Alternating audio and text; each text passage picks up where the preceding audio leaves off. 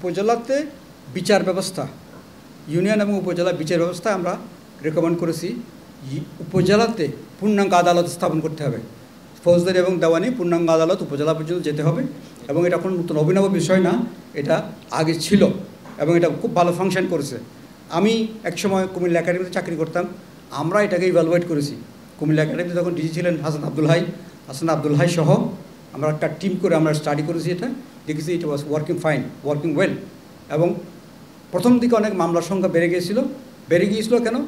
কারণ মামলাগুলো জেলা এবং মহকুমাতে ছিল, সেই মামলাগুলো ট্রান্সফার হয়েছে।